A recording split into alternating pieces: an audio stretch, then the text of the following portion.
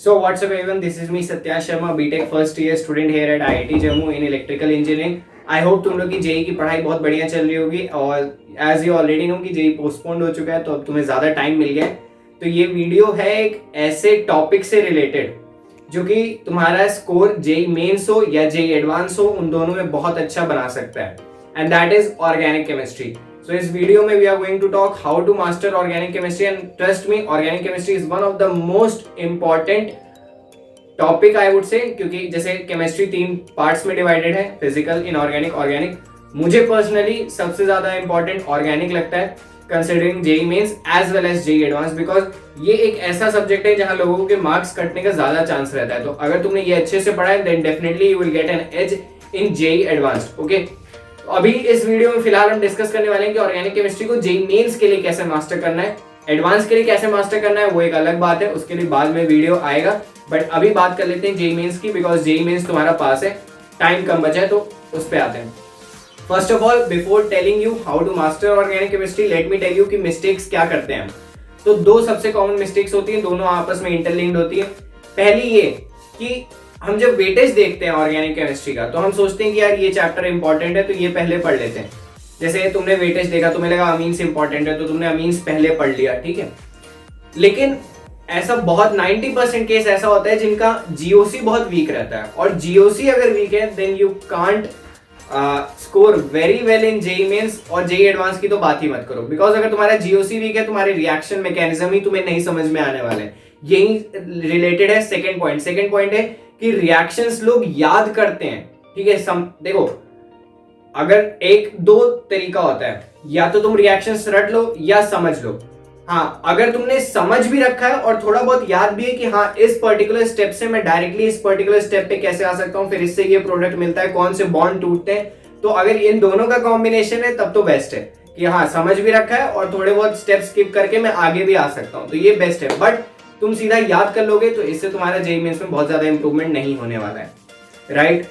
Advance में तो बिल्कुल ही नहीं होने वाला, बिकॉज एडवांस पूरा रिएक्शन ही बेस्ड रहता है, ठीक है। उसमें कभी कभी चेंज कर देंगे बीच स्टेप में, तो तुम्हें पता होना चाहिए कि कैसे रिएक्शन चल रहा है।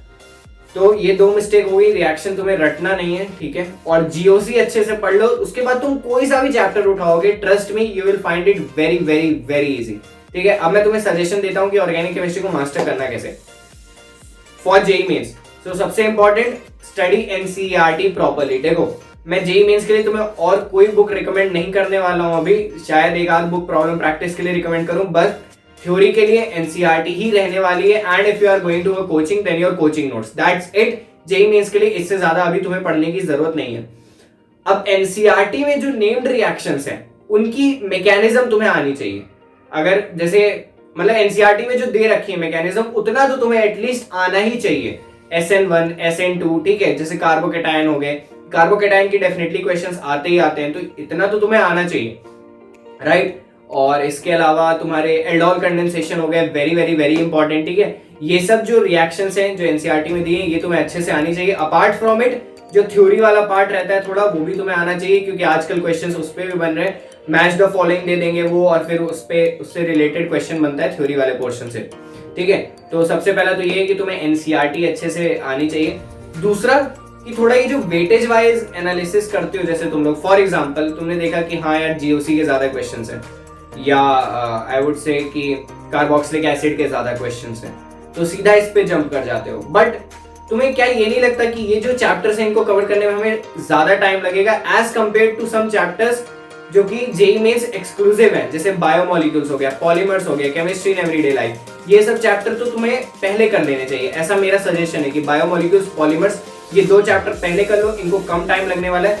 जो चैप्टर्स रह गए, हाँ इनका एक ही क्वेश्चन आने वाला है, बट वो एक दो क्वेश्चन से भी तुम्हारा रैंक बहुत ज्यादा इंप्रूव हो जाएगा।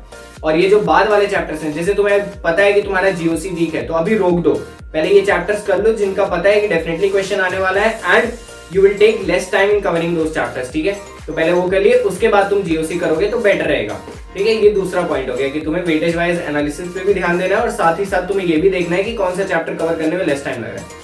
थोड़ा बहुत अगर मैं बता दूं कि मोस्ट इंपॉर्टेंट चैप्टर्स क्या होते हैं जेई मेंस के लिए, तो पहला मैंने बता दिया, बायोमोलिक्यूल्स होता है, पॉलीमर्स होता है जिनके क्वेश्चंस फिक्स रहते हैं। अमीन्स में, अमीन्स का या डायजो कंपाउंड्स के क्वेश्चंस डेफिनेटली आते हैं। फिर एल्डोल कंडेंसेशन हो गया, इसके भी क्वेश्चंस आते हैं। तुम अगर 2019, 20, 21 के पेपर देखोगे तो उनमें काफी क्वेश्चंस में मैकेनिज्म थोड़ा सा इन्वॉल्व था, 19, 20 स्पेशली, 20, 21 में तो उतना नहीं था, बट हाँ उसमें इन्वॉल्व था। तो ये तरीका हो गया तुम्हारा कि तुम कैसे पढ़ोगे। रिसोर्सेज की मैंने ऑलरेडी बात कर दी, एनसीईआरटी और तुम्हारे कोचिंग के नोट्स, इतना तुम्हारे लिए सफिशिएंट होना चाहिए, ठीक है। अपार्ट फ्रॉम इट जो भी तुम पढ़ रहे हो उनको तुम एक शॉर्ट नोट्स में रखो ताकि तुम रिवाइज कर पाओ, because organic chemistry and inorganic chemistry में रिवीजन सबसे ज्यादा इंपॉर्टेंट रोल प्ले करता है, ठीक है। वैसे मैं सब में कहता हूँ कि रिवाइज करो, बट पर्टिकुलरली ये जो 2 पार्ट्स होते हैं केमिस्ट्री के या पूरे जेई जर्नी के जो 2 पार्ट्स हैं इनऑर्गेनिक ऑर्गेनिक, इनके लिए तुम्हारा रिवीजन अच्छे से होना is very very very very important. क्योंकि तुम कभी कभी होता है, इसलिए मैं कहता हूँ कि रिएक्शन के मैकेनिज्म को समझो, अदरवाइज क्या होगा कुछ दिन बाद तुम भूल जाओगे। तो ये जो भूलने वाली बीमारी है, तुम शॉर्ट नोट से रिकवर तो कर लोगे बट कुछ दिन बाद तुम फिर भूल जाओगे, तो उसके लिए बार बार रिवीजन करोगे। इससे बेटर कभी ये रहता है कि तुम रिएक्शन मैकेनिज्म ही एक बार अच्छे से पढ़ लो। तो मान लो तुम एक बार भूल गए, फिर तुम कॉपी पेन लेके बैठे and then you start writing the reaction mechanism. वो रिएक्शन मैकेनिज्म जब लिख लोगे उसके बाद वो तुम्हें कभी नहीं भूलने वाला है। थोड़ा बहुत रिवाइज करते रहना, वो तुम्हें हमेशा के लिए याद हो जाएगा, ठीक है। और जेई मेंस में ऑर्गेनिक केमिस्ट्री का वेटेज भी एक बार मैं बता देता हूं, तो अराउंड 30 to 40% रहता है। कभी कभी किसी पेपर में ज्यादा आ सकता है, तो थोड़ा एक लेवल ऊपर पढ़ के जाना ऑर्गेनिक केमिस्ट्री, ठीक है। सबसे इंपॉर्टेंट पीवाईक्यूज जरूर कर लेना, ठीक है। स्पेशली 2019, 2020, 2021 ये मैंने हर वीडियो में ऑलमोस्ट बताया है कि इन लास्ट 3 इयर्स के पीवाईक्यूज तुम्हें डेफिनेटली करने हैं, बिकॉज एक आइडिया मिल जाएगा कि रिसेंटली किस टाइप के क्वेश्चंस पूछे जा रहे हैं, ठीक है। और जो मैंने चैप्टर्स बताए तुम खुद देख लेना कि उनका वेटेज बहुत ज्यादा था, ठीक है, पिछले 3 से 4 सालों में। सो या दैट्स इट। आई होप तुमने सारे पॉइंट्स नोट डाउन कर लिए होंगे एंड पढ़ाई करते रहो। That's it, thank you, all the best.